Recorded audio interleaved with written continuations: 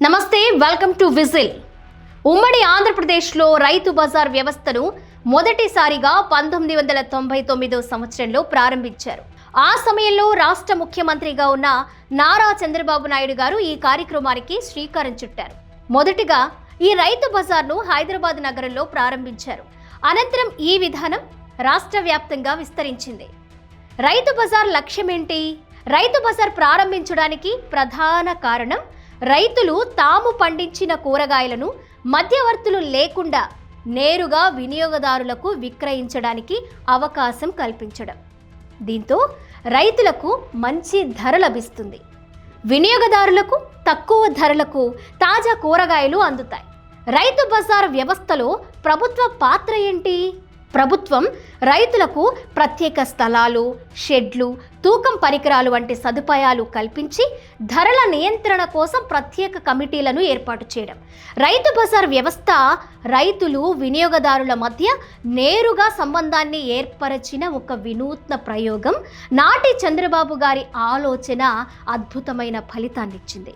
సంపన్న వర్గాలు ఏసీ దుకాణాల్లో కూరగాయలు కొనుగోలు చేస్తుంటే పేద, ఎగువ, దిగువ మధ్యతరగతి కుటుంబాల అన్నం పళ్ళెంలో రైతు బజార్ కూరగాయలే అనడంలో ఎటువంటి అతిశయోక్తి లేదు. ఇప్పటికీ ఈ వ్యవస్థ ఆంధ్రప్రదేశ్, అటు తెలంగాణ రాష్ట్రాల్లో కొనసాగుతోంది. గత వైసీపీ పాలనలో రైతు బజార్లను వ్యవస్థీకృత అక్రమ ఆర్థిక నేరాలకు అడ్డాగా మార్చేశారు.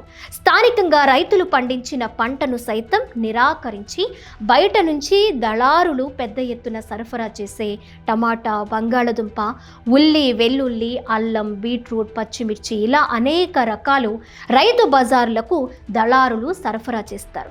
అది కూడా రాజకీయ నాయకుల అండదండలు ఉన్న వాళ్ళు మాత్రమే సరుకు సరఫరా చేస్తారు. దీనికి సంబంధించి గన్నవరం రైతు బజార్లో అమ్మకాలు సాగించే వ్యక్తికి, సరుకు సప్లై చేసే దళారికి మధ్య సంభాషణ ఒకసారి వినండి.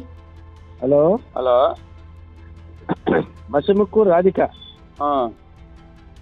రైతు బజార్ నుంచి ఫోన్ చేస్తున్నాం. చెప్పండి. రేపు ఏంటి సరుకు? మీరు సరుకు చెప్పలేదు. టమాటా షాపు పెట్టారు మీరు? అవునండి. సరుకు చెప్పండి. టమాటా ఎన్ని కావాలి? షాప్ పెడుతున్నారా రేపు? పెడుతున్నాం. టమాటా ఎన్ని కావాలి? టమాటా ఎన్ని కావాలంటే మాకు సరుకు ఆల్రెడీ మేము తెచ్చుకున్నాం. సరుకు బయట మాకు తోట ఉంది. ఏంటది? అది తోట ఉందండి. తోట తెచ్చుకోరు గట్ట, తోటలో ఎట్లా తేయకూడదు. అక్కడ వేస్తారు, నాగబాబు గారు అని వాళ్ళు వేస్తారు. మా ఊరు మాకు తోట ఉంది, మాకు తెచ్చుకోండి. మా తోట ఉంది మాకు. అట్లా వేయరు. కనుక్కో, ఒకసారి ఈవో గారిని కనుక్కోండి. అట్లా దించరు, ముఠా వాళ్ళు దించరు. అట్లా తేయకూడదు. అట్టేస్తారండి ఎవరు? నాగబాబు. అందరితో పాటే అది. అందరూ మీ 8 కొట్లైనా ఉన్నాయి అక్కడ. అందరూ ఎట్టయితే మీరు అట్టయితే. మాకు సొంత తోటలు ఉన్నాయండి. ఉండా వేయకూడదు. అట్లా వేయకూడదు అంటే మరి సరే మాట్లాడాలండి. మాట్లాడాలి, లేకపోతే సరుకు దిగదు రేపు. అది ఇక్కడ రైతు బజార్లో కూరగాయలు అమ్మే వ్యక్తి రైతు అనుకుందాం. అక్కడ రైతు మాత్రమే తన ఐడి కార్డుతో అమ్మకాలు సాగించాలి. దళారి ఏమంటున్నాడు?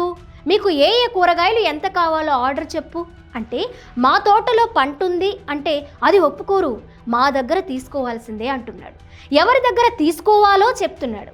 ఆ వ్యక్తిని సిఫారసు చేసింది సాక్షాత్తు గన్నవరం శాసనసభ్యుడు, ప్రభుత్వ విప్ యార్లగడ్డ వెంకట్రావు పేరుతో ఒక సిఫారసు లేఖ సోషల్ మీడియాలో వైరల్ అవుతోంది. దీనిపై నిన్న రవిప్రకాష్ ఆధ్వర్యంలో నడిచే ఆర్టీవీ ఛానల్లో ఎమ్మెల్యే ట్యాక్స్ షాప్ పెట్టాలంటే 25 లక్షలు థంబ్నైల్ హెడ్డింగ్ పెట్టి వార్తను ప్రసారం చేసింది. కొద్దిసేపటి తరువాత దిస్ వీడియో ఈజ్ ప్రైవేట్ అని ఆ వీడియో మాయమైంది. ఈరోజు సాక్షి పత్రికలు బజారులో దళారీ భోజ్యం పేరుతో వార్తను ప్రచురించింది. మార్కెటింగ్ సిబ్బందితో కుమ్మక్, కూరగాయలు తాము చెప్పిన వారి వద్ద కొనాల్సిందేనంటూ హెచ్చరికలు. కేజీకి 4 రూపాయల చొప్పున నియోజకవర్గ ప్రజా ప్రతినిధులకు మామూళ్లు. సిండికేట్తో తీవ్రంగా నష్టపోతున్న వినియోగదారులు, సహకరిస్తున్న రైతు బజార్ల సిబ్బంది గన్నవరంలో బహిర్గతం అంటూ గన్నవరం రైతు బజార్ కేంద్రంగా టీడీపీ నేత సాగిస్తున్న దోపిడీ బహిర్గతమైంది. ఆ నేతకు విక్రయదారులు అడ్డం తిరగడంతో ఈ విషయం వెలుగులోకి వచ్చింది. అయితే నేతకు కూరగాయల సరఫరా అనుమతుల కోసం సాక్షాత్తు ప్రభుత్వ విప్ ఎమ్మెల్యే యార్లగడ్డ వెంకట్రావు సిఫారసు చేయడం గమనార్హం. రైతు బజార్లో ఉల్లిపాయలు, పచ్చిమిర్చి, బంగాళదుంప సరఫరా కాంట్రాక్టును ఇటీవల ఎమ్మెల్యే సిఫారసు మేరకు గన్నవరానికి చెందిన టీడీపీ నేత మోర్ల నాగబాబు నిర్వహిస్తున్నారు.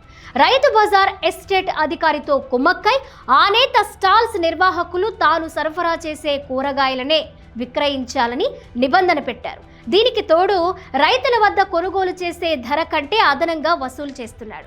దీనివల్ల విక్రయదారులు ఆర్థికంగా నష్టపోతుండడంతో ఆ నేత వద్ద కూరగాయలు కొనుగోలు చేయమని తేల్చి చెప్పడంతో వివాదం మొదలైంది. అయినప్పటికీ నాగబాబు తన మనుషులతో విక్రయదారులను బెదిరింపులకు పాల్పడుతున్న ఆడియో కూడా సోషల్ మీడియాలో వైరల్గా మారింది. అయితే రైతు బజార్ నిబంధనలకు వ్యతిరేకంగా నాగబాబుకు కాంట్రాక్ట్ అప్పగించాలని ఎమ్మెల్యే సిఫారసు లేఖను మార్కెటింగ్ శాఖకు ఇవ్వడం వివాదాస్పదమైంది. ఇది చిలికి గాలివానలా మారడంతో ఎట్టకేలకు ఉన్నతాధికారులు స్పందించి ఆ కాంట్రాక్ట్ నుంచి నాగబాబును తాత్కాలికంగా తప్పించారు అని సాక్షి ప్రచురించింది. అసలు ఈ మాఫియా మొదలైందే వైసీపీ పాలనలో అని మాత్రం సాక్షి ప్రచురించలేదు. అసలు ఈ వివాదంలో గన్నవరం ఎమ్మెల్యే యార్లగడ్డ వెంకట్రావు పేరుతో వైరల్ అవుతున్న సిఫారసు లేఖ నిజమా ఫేకా అని తెలుసుకునే ప్రయత్నం చేద్దామని నేను స్వయంగా ఎమ్మెల్యే గారికి ఫోన్ చేశాను. పలుమార్లు ప్రయత్నం చేసినా ఆయన ఫోన్ లిఫ్ట్ చేయలేదు. ఒకవేళ ఎమ్మెల్యే ఆ లేఖ ఇచ్చి ఉంటే ఇది పాలనా వైఫల్యమా లేక నియమాలపై నిర్లక్ష్యమా? రైతు బజార్ ఈ పేరు వెనుక ఉన్న భావం స్పష్టం. రైతుకు న్యాయం, మధ్యవర్తులకు తాళం. కానీ ఇప్పుడు అదే రైతు బజార్లో నియమాలకు తాళం వేసి సిఫారసులకు తలుపులు తెరిచారా అన్న అనుమానం తలెత్తేలా ఎమ్మెల్యే లేఖ బయటపడింది. గన్నవరం రైతు బజార్కు ఒక వ్యక్తి తన వాహనంలో కూరగాయలు సరఫరా చేసేందుకు అనుమతి ఇవ్వాలంటూ ప్రభుత్వ విప్ ఎమ్మెల్యే అయిన యార్లగడ్డ వెంకట్రావు అధికారులకు లేఖ రాశారన్నది ఇప్పుడు రాష్ట్ర వ్యాప్తంగా చర్చనీయాంశమైంది. రైతు బజార్ మార్గదర్శకాలు స్పష్టంగా చెప్తున్నాయి. అమ్మకాలు చేయాల్సింది నమోదైన రైతులే. దళారుల ద్వారా సరఫరా చేసే వ్యక్తులకు చోటు లేదు, మధ్యవర్తులకు తావు ఉండకూడదు. అయితే ఈ లేఖలో రైతు అనే మాట లేదు, నమోదు గురించి ప్రస్తావన లేదు, నిబంధనల గురించి ఒక్క అక్షరం కూడా లేదు. ఉన్నదంతా ఉపాధి కావాలి, పేద కుటుంబం, సానుభూతి పేరుతో చట్టాన్ని పక్కన పెట్టడమేనా? రైతు బజార్ అనేది ఉపాధి హామీ పథకం కాదు, సానుభూతి నియామకాల వేదిక కాదు. అది రైతుల మార్కెట్. రైతుల రక్తం చెమటతో పండిన పంటలకు గౌరవం ఇచ్చే వ్యవస్థ. అలాంటి వ్యవస్థలో రైతు కాకపోయినా ఎమ్మెల్యే లేఖతో ప్రవేశమా? అయితే రేపు ఇంకో ఎమ్మెల్యే, మరో లేఖ, ఇంకో పేద కుటుంబం. అప్పుడు రైతు బజార్లో రైతుకు స్థానం ఎక్కడా? ఈ ఒక్క లేఖతో పెద్ద ప్రశ్నలు లేవనెత్తుతున్నాయి. నిబంధనలు పుస్తకాలకేనా? ప్రజాప్రతినిధుల సంతకమే చట్టమా? అధికారులు ఎవరి మాట వినాలి? చట్టమా లేక లేఖనా? ఒకసారి ఈ తలుపు తెరిస్తే దళారులు రైతులవుతారు. రైతు బజారు ఉద్దేశమే తుడిచిపెట్టుకుపోతుంది. అప్పుడు బాధ్యత ఎవరిది? ఇలాంటి లేఖలపై ప్రభుత్వం మౌనం వహిస్తే అదే మౌనం అనుమతిగా మారుతుంది. నేడు రైతు బజార్, రేపు ఇంకో సంక్షేమ పథకం, అలా పాలన మొత్తం సిఫారసుల మీద నడిచే వ్యవస్థగా మారిపోతుంది.